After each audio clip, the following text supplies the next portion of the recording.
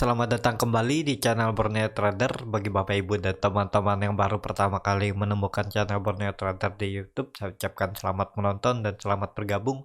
Di video kali ini saya akan menganalisa dari bank-bank second liner. Yang pertama ada BJTM, kedua BJBR, ketiga BRIS, keempat Agro, kelima BBKP, keenam BNGA, ketujuh Arto. Kita langsung saja ke saham pertama. Ada BJTM yang di hari Jumat kemarin ditutup di harga 805 sama harga penutupan pada hari Kamis. Kalau dilihat transaksi asing masih terus net sell. Kalau dilihat dari broker summary-nya, BJTM hampir sama ya, antara akumulasi dan distribusi nggak terlihat yang signifikan, perbedaannya tipis saja. Kita langsung saja ke teknikalnya. Secara teknikal, BJTM ya bisa dikatakan masih aman karena sudah bergerak di area 800, dan BJTM dari bulan April sampai hari ini belum ada membuat candle hijau panjang ke atas ya. Ya, semoga kalau nggak minggu ini atau minggu depan bisa membuat candle panjang ke atas, minimal bisa sampai 850. Apakah bisa spekulasi buy untuk BJTM di harga sekarang? Ya, kalau Bapak Ibu mau dan sabar, karena kemungkinan juga BJTM masih bergerak sideways di range sempitnya ini ya. Supportnya di 800 dan resistennya di 815, jadi ada sekitar 15 poin ya, 1,5%, hampir 2% pergerakannya. Kalau tertarik boleh aja sambil menunggu ada momentum BJTM buat candle hijau seperti ini ya, yang bodinya panjang ke atas. Kalau saya lihat ya kemungkinan bisa sampai 850. Kalau 5% aja masih bisa kalau untuk BJTM. Yang penting sabar, dan juga BJTM selalu mempertahankan supportnya 800, buruk-buruknya turun pun paling ke 775 ya. Ini kalau Bapak Ibu mau cut loss di 770 sekitar 4%, dan target profit 850 di 6%. Jadi risk rewardnya masuk, tapi tetap harus sabar karena memang market lagi kurang bagus ya. Bisa dikatakan juga market lesu, volume nggak ada, transaksi pun kecil. Ya susah juga untuk cari saham ya.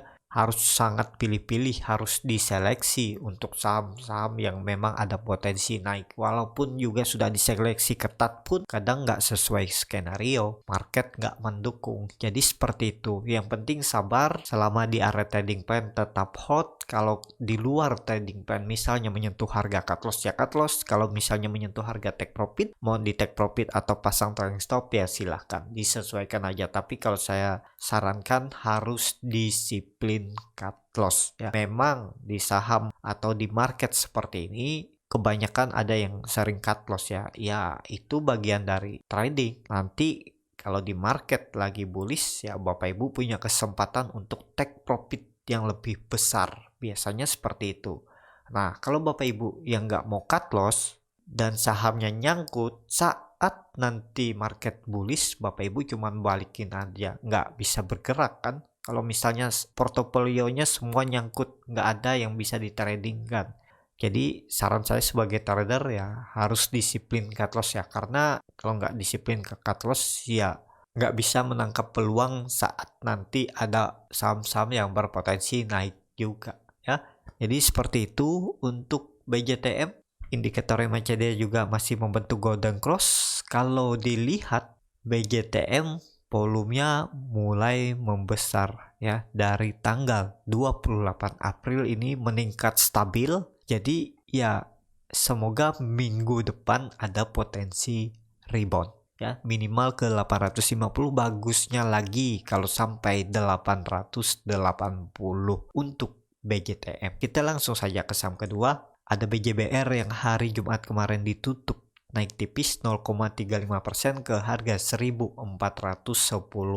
Kalau dilihat transaksi asing net buy. Kalau dilihat dari broker summary-nya, BJBR diakumulasi ya. Nih nilainya cukup lumayan daripada distribusi. Kita langsung saja ke teknikalnya. Secara teknikal, BJBR juga sudah mulai sideways dan terus naik ya. Low-nya ini terus naik nih. Jadi semoga minggu depan BJBR ada peluang kembali lagi ke atas 1460. Coba terlihat juga memang BJBR ini sering membuat base ya di area supportnya di 1400, resistennya di 1460.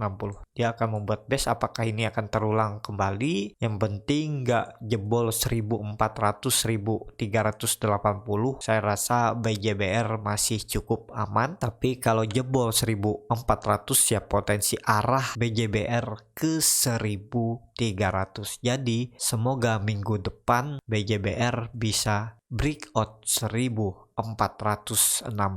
Kalau dilihat dari indikator MACD yang mulai mendekati garis merah, garis biru ini, dan di area oversold, histogram di bawah 0 juga makin tipis. Sayangnya belum ada kekuatan atau power dari volume. Tapi kalau nanti BJBR ini breakout di atas 1450, harusnya volume meningkat. Jadi ini juga lagi wait and see ya. Nunggu konfirmasi kalau BJBR breakout kembali 1400. Kemungkinan baru ada buyer yang cukup signifikan untuk beli BJBR agar bisa BJBR tetap di atas 1460. Tapi ya tergantung lagi market maker yang bisa dibilang bandar. Kalau bandalnya nggak mau, kalau mau bikin price breakout ya bisa aja. Namanya trader ya harus siap dengan strategi dan trading plan. Jadi seperti itu. Untuk BJBR semoga minggu depan bisa kembali ke atas 1460 biar lebih aman. Kita langsung saja ke saham ketiga. Ada Breeze yang di hari Jumat kemarin ditutup cukup dalam, terkoreksi 4,54% ke harga 2310. Kalau dilihat transaksi asing 4 hari minggu ini asing net buy, tapi di hari Jumat asing kembali net sell. Ya mungkin juga profit taking karena di hari sebelumnya Breeze naik dan di hari Rabu juga Breeze naik ya sekitar 7%, ya mungkin juga ada yang profit taking. Kalau dilihat dari broker summary-nya, Breeze memang lagi didistribusi oleh JP Morgan BK. Kita langsung saja ke teknikalnya. Secara teknikal, Breeze gagal breakout 2400 resisten minor yang saya buat ya. Ini beberapa kali diuji di April 8 sampai 9 April gagal breakout, kemudian di 19 April gagal breakout, di 7 Mei ini gagal breakout. Untuk potensi arah Breeze tetap kalau saya lihat akan ke supportnya di 2230. Kalau dilihat dari historis sebelumnya juga seperti itu ya. Potensi arah Breeze uji support 2230 walaupun volume kecil. Lihat historis sebelumnya saat volume besar ini breakout 2400, besoknya volume kecil tapi pelan-pelan ya turun ke area support. Jadi kalau Bapak Ibu yang mau spekulasi buy Breeze ini tunggu di area support 2230 sampai 2250. Kalaupun mau beli di harga sekarang bisa aja, cuman ya pakai sistem nyicil ya. Beli dulu misalnya 50% atau 30% di harga 2310. Nanti kalau Breeze skenario-nya ke bawah ke 2270 atau 2250, Bapak Ibu bisa tambah lagi di bawah. Dan kalau misalnya Breeze breakdown dari 2200, cut loss saja udah, karena potensi arah kalau Breeze breakdown dilihat histori sebelumnya ya bisa sampai 1770. Indikator MACD masih bagus, masih mengarah ke atas. Histogram MACD di atas 0 juga masih terbentuk dan masih tinggi. Kalau saya lihat ya kecil kemungkinan kalau breakdown, tapi bisa seperti itu. Untuk Breeze kita langsung saja ke saham keempat. Ada Agro yang di hari Jumat kemarin ditutup terkoreksi cukup dalam 3,19% ke harga 910. Kalau dilihat transaksi asing 4 hari asing net buy, di hari Jumat asing kembali net sell. Ya mungkin juga ini profit taking. Sebelumnya kan Agro sudah naik cukup tinggi. Kalau dilihat dari broker summary-nya Agro malah hampir sama ya, tapi terlihat kalau dari broker TP PD akumulasi yang jual tipis saja nih. nih, satu broker yang jual cukup besar si BK JP Morgan. Kita langsung saja ke teknikal. Secara teknikal agro ya menurut saya ya masih bagus, cuman belum terlalu aman. Kalau mau lebih aman, agro ini kalau sudah di atas 980, ini menurut saya titik aman, karena potensi arah agro kalau gagal breakout 980 masih besar mengarah ke 810. Tapi kalau dilihat dari volume yang meningkat dan saat koreksi volume kecil, memang ada potensi untuk minggu depan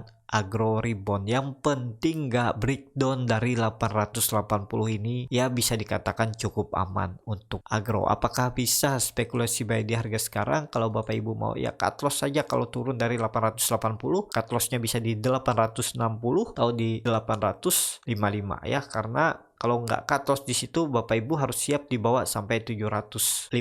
Kalau siap ya boleh-boleh aja. Kalau saya mending saya cut loss saja dulu di atas. Nanti kalaupun agro ini ke bawah, misalnya ke daerah 800 atau 770 ini, ya buyback di bawah aja. 750 cukup dalam 18%, mending cut loss dulu di 6%. Jadi menyelamatkan sekitar 13%. Nanti buyback aja di bawah kalau mau dan berminat beli agro lagi. Jadi seperti itu untuk agro ya. Semoga sinyal volume yang meningkat stabil, dan saat koreksi ini volume kecil ya, semoga volume yang meningkat stabil ini 3 hari dan saat koreksi volume kecil ini menjadi sinyal untuk agro bisa breakout 980 untuk minggu depan. Seperti itu untuk agro. Kita langsung saja ke saham kelima. Ada BBKP yang di hari Jumat kemarin ditutup terkoreksi 2,13% ke harga 458. Kalau dilihat transaksi asing, net sell. Kalau dilihat dari broker summary-nya, BBKP biasa aja ya, cuman ya terlihat sedikit lebih besar akumulasi. Kita langsung saja ke teknikalnya. Secara teknikal, BBKP sudah di area supportnya 450. Ya disesuaikan, kalaupun mau spekulasi buy, ya misalnya cut loss aja kalau turun dari 440,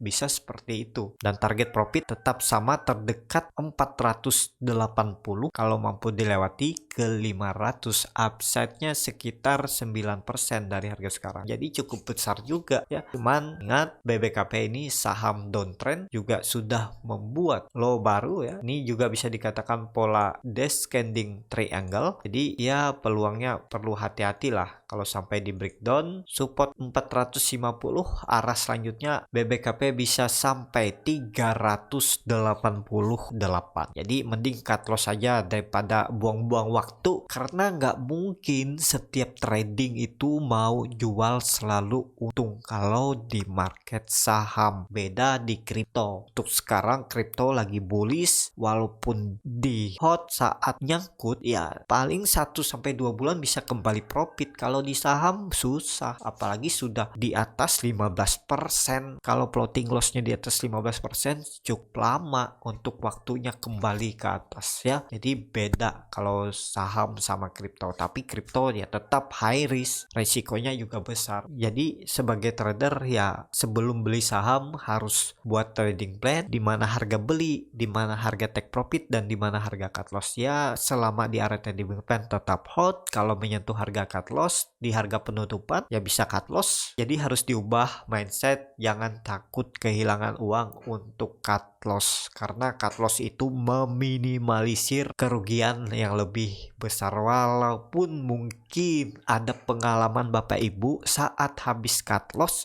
sahamnya rebound, ya coba dulu lihat apakah benar support dan resisten yang Bapak Ibu sudah buat. Kalau sudah benar ya biarin aja, karena nggak mungkin juga seperti saya bilang, holy grail selalu bisa jual untung. Ya nanti dikasih kesempatan di saham lain profit ya. Yang penting belajar terus, perbaharui bagaimana sistem tradingnya, selalu dievaluasi setiap akhir bulan. Yang mana yang salah, yang mana yang kurang ya bisa jadi biar kedepannya untuk menjadi lebih baik sebagai trader, dan trading plan-nya juga seharusnya bisa lebih baik kalau terus belajar membuat dan selalu dievaluasi. Jadi seperti itu untuk BBKP. Semoga BBKP minggu depan bisa rebound. Kita langsung saja ke saham ke-6. Ada Ada BNGA yang di hari Jumat kemarin ditutup terkoreksi tipis 1% ke harga 990. Kalau dilihat transaksi asing hari Jumat net buy. Kalau dilihat dari broker summary-nya BNGA biasa aja, antara akumulasi dan distribusi nggak ada perbedaan yang signifikan. Kita langsung saja ke teknikalnya. Secara teknikal BNGA sekarang di area supportnya lagi ya. Apakah support ini akan dipertahankan? Semoga, karena itu juga support